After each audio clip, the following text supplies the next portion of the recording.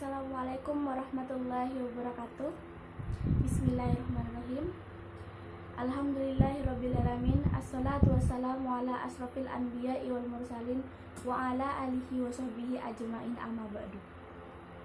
Yang saya hormati dosen pengampu mata kuliah Pendidikan Akhlak Tasawuf Bapak Muhammad Khalid Wardi MHI, dan teman-teman seperjuangan dan juga seangkatan yang saya cinta sayangi. Terlebih dahulu saya akan memperkenalkan diri saya. Perkenalkan, nama saya Ilma Nurul Aini dari Kaprodi Ekonomi Syariah kelas A. NIM saya 20383032132.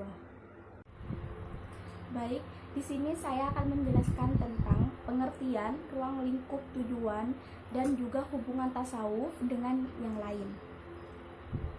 Pengertian akhlak sendiri dalam Kamus Besar Bahasa Indonesia, kata akhlak diartikan sebagai budi pekerti atau kelakuan.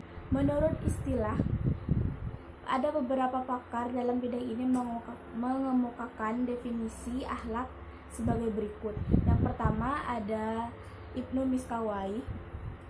Beliau mengemukakan bahwa akhlak adalah sifat yang tertanam dalam jiwa yang mendorongnya untuk melakukan perbuatan tanpa memerlakukan pemikiran dan pertimbangan. Yang kedua ada Imam Al-Ghazali. Beliau berkata bahwa akhlak adalah sifat yang tertanam dalam jiwa yang ingin menimbulkan macam-macam perbuatan dengan gampang dan mudah tanpa memerlukan pemikiran dan pertimbangan. Ada Ibrahim Anis. Beliau berkata bahwa akhlak adalah sifat yang tertanam dalam jiwa yang dengannya lahirlah macam-macam perbuatan baik atau buruk tanpa membutuhkan pemikiran dan pertimbangan. Dari beberapa definisi yang saya sebutkan tadi, dapat disimpulkan tentang definisi akhlak seperti perkataan Profesor Kiai Haji Farid Ma'ruf yang menyimpulkan tentang definisi akhlak ini sebagai berikut.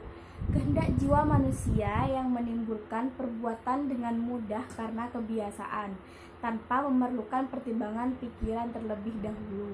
Pengertian tasawuf, secara bahasa tasawuf berarti sof atau baris, sufi atau suci, sopos dalam bahasa Yunani yaitu hikmah, suf, kain wol, sikap mental yang selalu memelihara kesucian diri, beribadah, hidup sederhana, rela berkorban untuk kebaikan dan sikap bijaksana. Sedangkan menurut istilah, para ahli tasawuf mengartikan seperti 1. Zakaria Al-Ansori, beliau berkata, tasawuf ialah suatu ilmu yang menjelaskan hal ihwal, pembersih jiwa dan penyatu akhlak baik lahir atau batin, guna menjauhi bid'ah dan tidak meringankan ibadah. Yang kedua ada Abdul Qasim Al-Kushairi. Beliau berkata, tasawuf adalah menerapkan ajaran Al-Quran dan sunnah Nabi secara tepat, berusaha menekan hawa nafsu, menjauhi bid'ah dan tidak meringankan ibadah. Ketiga ada Harun Nasution. Beliau berkata, tasawuf itu merupakan suatu ilmu pengetahuan dan sebagai ilmu pengetahuan, tasawuf atau sufisme mempelajari cara dan jalan bagaimana seseorang Islam bisa sedekat mungkin dengan Tuhan. Jadi dapat disimpulkan bahwa tasawuf adalah suatu kehidupan rohani yang merupakan fitrah manusia dengan tujuan untuk mencapai hakikat yang tinggi, berada dekat atau sedekat mungkin dengan Allah dengan jalan menyucikan jiwanya, dengan melepaskan jiwanya dari noda-noda sifat dan perbuatan tercela. Kedua adalah hubungan akhlak dan tasawuf. Hubungan antar akhlak dan tasawuf dapat kita ketahui dari uraian yang disampaikan oleh Harun Nasution. Menurutnya, ketika mempelajari tasawuf ternyata pula Al-Quran dan hadis mementingkan akhlak. Al-Quran dan hadis menekankan nilai-nilai kejujuran, kesetiakawanan, persaudaraan, rasa kesosialan, keadilan, tolong-menolong, murah hati, dan berbagai akhlak terpuji lainnya. Nilai-nilai ini harus dimiliki oleh seseorang muslim dan dimasukkan ke dalam dirinya dari semasa ia kecil.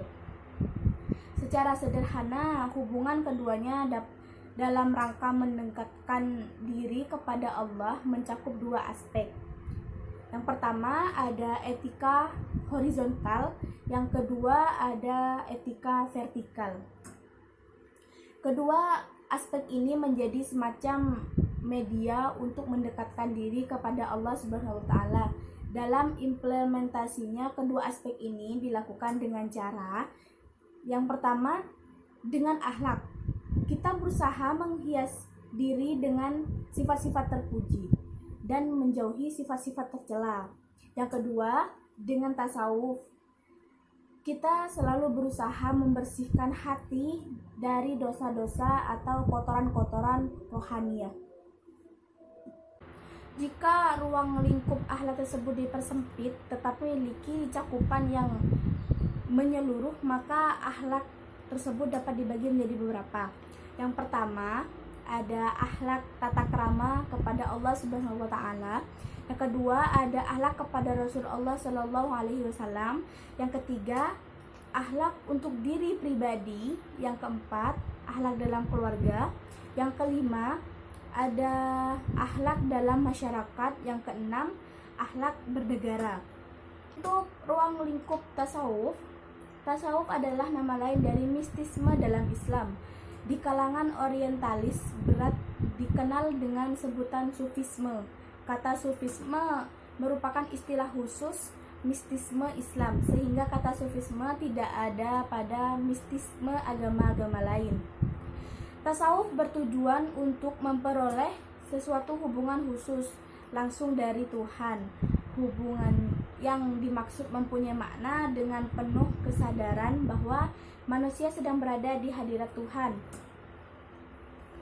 Kesadaran tersebut akan menuju kontak, komunikasi, dan dialog antara roh manusia dengan Tuhan. Hal ini melalui cara bahwa manusia perlu mengasingkan diri, keberadaannya yang dekat dengan Tuhan akan berbentuk ijtihad, bersatu dengan Tuhan. Demikian, ini menjadi inti persoalan sufisme baik pada agama Islam maupun di luarnya. Dengan pemikiran di atas dapat dipahami bahwa tasawuf atau mistisme Islam adalah suatu ilmu yang mempelajari suatu cara bagaimana seseorang dapat mudah berada di hadirat Allah Subhanahu wa taala. Maka gerakan kejiwaan penuh dirasakan guna memikirkan betul suatu hakikat, kontak hubung yang mampu menelaah informasi dari Tuhannya. Dengan demikian, maka tampaklah jelas bahwa ruang lingkup ilmu tasawuf itu adalah hal-hal yang berkenaan dengan upaya-upaya atau cara-cara untuk mendekatkan diri kepada Tuhan, yang bertujuan untuk memperoleh suatu hubungan khusus secara langsung dari Tuhan. Mempelajari tasawuf adalah ma'rifatullah, mengenal Allah secara mutlak dan lebih jelas. Tasawuf memiliki tujuan yang baik, yaitu kebersihan diri dan taqarrub kepada Allah. Namun tasawuf tidak boleh melanggar apa-apa yang telah secara jelas diatur oleh Al-Quran dan As-Sunnah, baik dalam akidah, pemahaman, ataupun tata cara yang dilakukan. Melihat dari itu semua, kita dapat untuk bisa memahami betapa pentingnya mengenal Allah secara lebih dalam dan memahaminya dengan benar. Sama juga dengan kebersihan diri dan taqarrub. Tapi kita tidak boleh melanggar apapun yang telah ditentukan oleh Al-Quran. Yang terakhir, manfaat mempelajari akhlak dan tasawuf. Manfaat mempelajari akhlak berkenaan dengan manfaat mempelajari ilmu akhlak ini, Ahmad Amin mengatakan, tujuan mempelajari ilmu akhlak dan permasalahannya menyebabkan kita dapat menetapkan sebagian perbuatan lainnya sebagai yang baik dan sebagian perbuatan lainnya sebagai yang buruk. Bersikap adil termasuk baik, sedangkan berbuat zalim termasuk perbuatan buruk. Membayar hutang kepada pemiliknya termasuk perbuatan baik, sedangkan mengingkari hutang termasuk perbuatan buruk. Ahmad Amin, TT3. Yang kedua, manfaat mempelajari tasawuf. Faedah tasawuf ialah membersihkan hati agar sampai kepada makrifat akan terhadap Allah Ta'ala sebagai makrifat yang sempurna untuk keselamatan di akhirat dan mendapat keridhaan Allah Ta'ala dan mendapatkan kebahagiaan abadi. Sekian penjelasan dari saya tentang pengertian, ruang lingkup, tujuan, dan juga hubungan tasawuf dengan ilmu yang lain. Kurang lebihnya saya mohon maaf. Akhirul kalam. Wassalamualaikum warahmatullahi wabarakatuh.